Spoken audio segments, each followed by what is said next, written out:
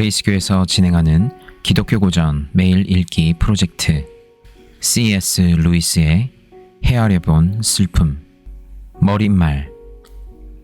헤아려 본 슬픔이 클러크라는 가명으로 처음 출판되었을 때 어떤 친구가 그 책을 선물해줘서 지대한 관심을 갖고 읽은 적이 있다.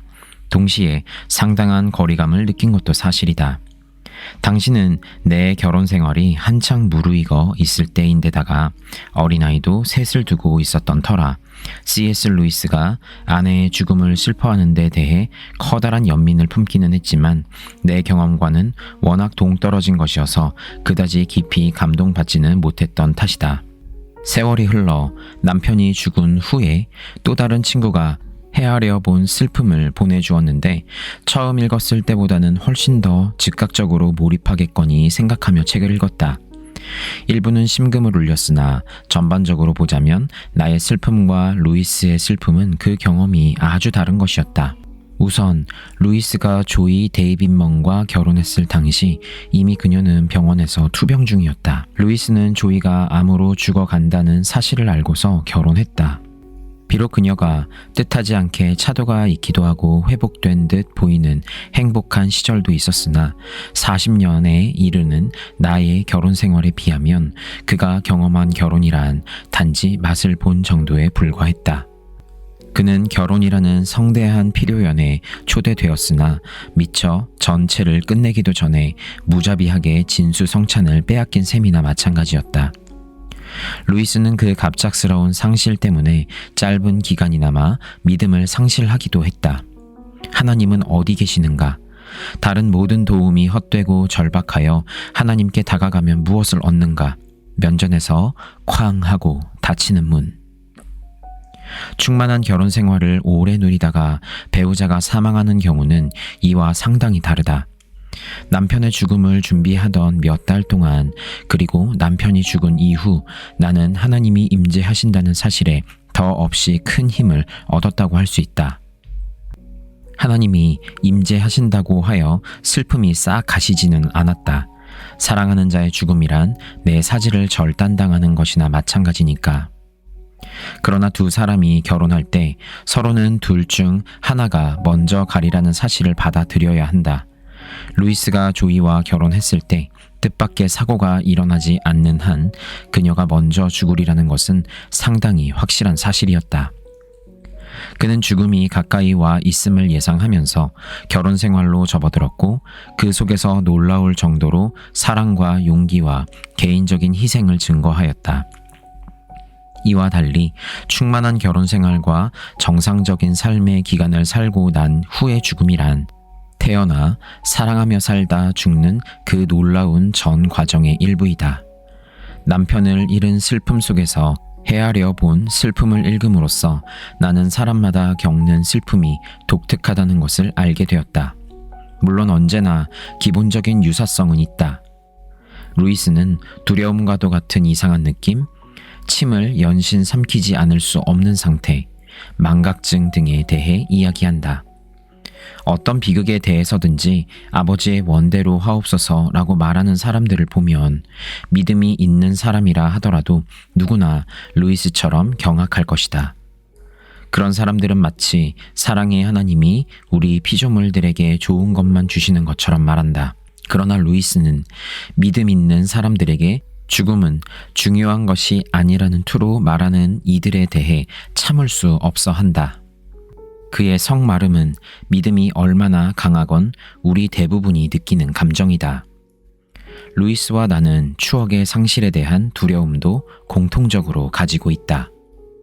어떤 사진도 사랑하는 사람의 미소를 진정으로 되살릴 수는 없다. 간간히 어떤 사람이 길을 걸어 내려가는 모습이나 움직이는 모습을 보다가 생생한 옛 기억이 왈칵 덮쳐들 때가 있다. 그러나 우리의 추억이 그 나름으로 소중한 것이라 해도 여전히 뜰채와 같아서 결국에는 틈 사이로 다 빠져나가 버린다. 루이스처럼 나 또한 8살 때부터 계속하여 일기를 써왔다.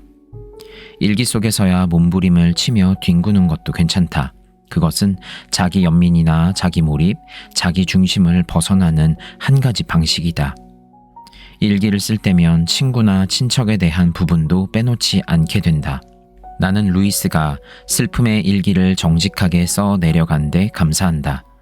인간이 슬퍼하도록 허용되었으며 슬퍼하는 것이 정상이고 마땅한 일이며 그리스도인도 상실에 대해 이처럼 자연스러운 반응을 보일 수 있도록 허락받았음을 그의 일기는 명백히 보여주고 있기 때문이다.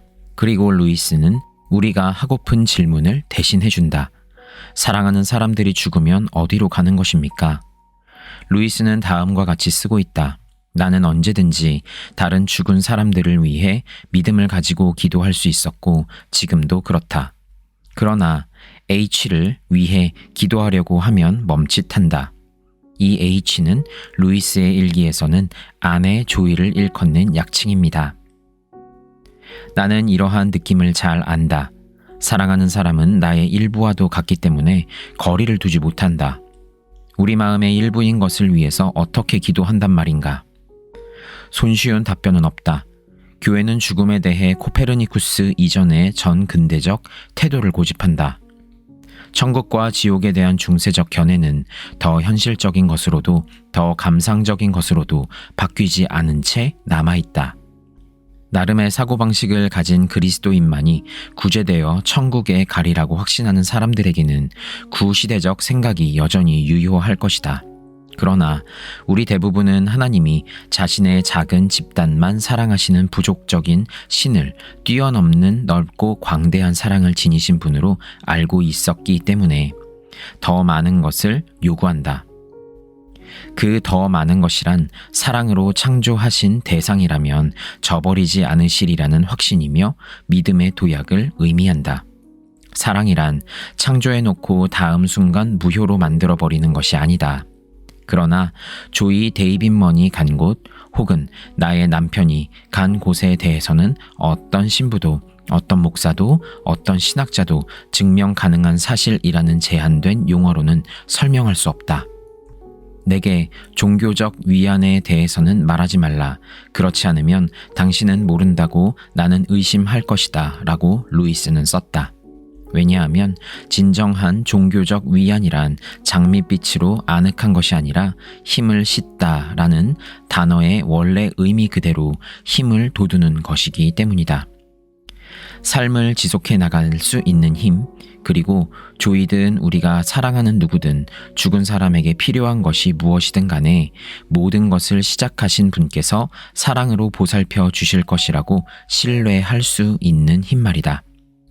루이스는 조이가 평화를 얻었으므로 이제 행복하다고 말해주는 신심 깊은 사람들의 말을 내치는데 이는 옳은 일이다.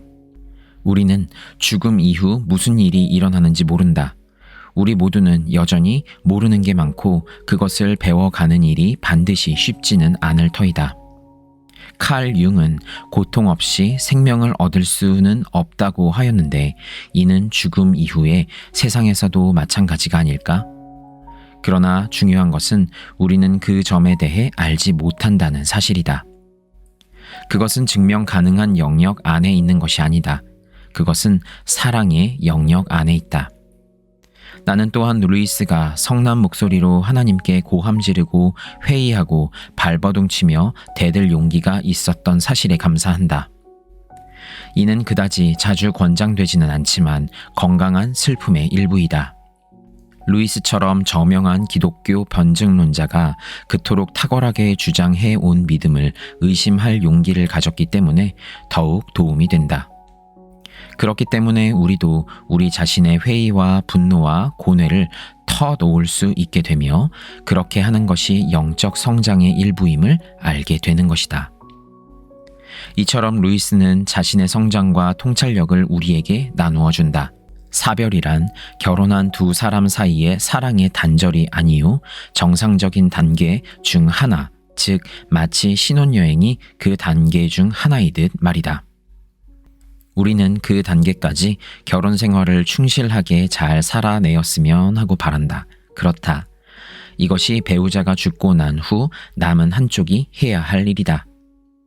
남편이 먼저 간 후에도 나는 서재와 침실에다 예전 그가 살아 있을 때처럼 그의 사진을 몇 장 두는데 이것들은 초상이지 우상이 아니다.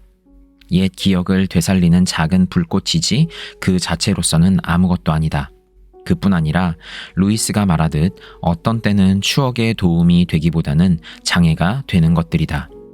모든 실체는 우상 파괴적이다라고 그는 쓴다. 지상의 삶에서조차도 세속의 연인은 그녀에 대한 우리의 단순한 개념을 끊임없이 깨뜨리고 승리한다. 그리고 우리는 그녀가 그렇게 하기를 바란다. 그녀가 힘을 다해 항거하기를, 모든 결점과 모든 예기치 못한 면모를 보여주기를 원한다. 그리하여 단지 이미지나 기억이 아닌 이 실체야말로 그녀가 죽고 난 후에도 우리가 더욱더 사랑해야 할 대상이다. 이것은 죽은 자가 다시 찾아오는 것보다 훨씬 더 중요한 사실이다. 궁극적으로 그의 슬픔의 일기 마지막 페이지들을 통해 빛나고 있는 것은 사랑에 대한 긍정이다.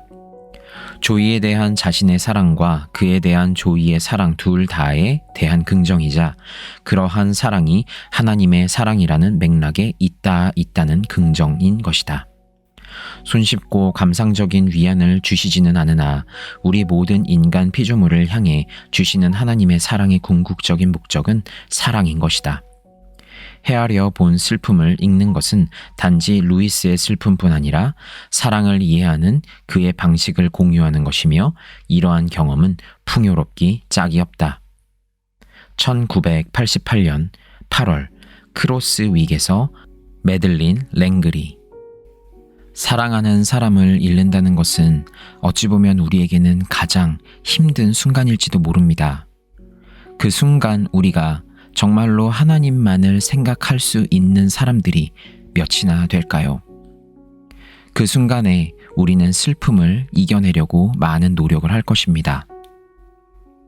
C.S. 루이스도 마찬가지였습니다. 자신의 사랑하는 아내를 잃었을 때 그 아픔과 사랑하는 사람에 대한 그리움을 하나님께 토로하고 하나님께 아뢰므로써 자신이 가지고 있었던 그 슬픔이 어떤 의미인지 다시 한번 되짚어 보려고 합니다. 헤아려본 슬픔이라는 책은 바로 그러한 마음을 우리가 함께 읽으며 공유하는 순간입니다. 그 순간마다 우리가 하나님만을 생각하면 참 좋겠지만 그럴 수 없는 인간의 부족함 때문에 겪어야 하는 많은 상실감과 아픔들을 기독교적으로 잘 풀어냄으로써 우리 그리스도인들이 어떻게 신앙생활을 해야 하는지, 죽음에 대해서 어떻게 받아들여야 하는지 다시 한번 C.S. 루이스의 깊은 통찰력과 함께 이 책을 읽으며 이해해 보려고 합니다. 책을 읽는 시간 가운데 하나님의 은혜가 여러분들에게 임하게 되시기를 간절히 바랍니다.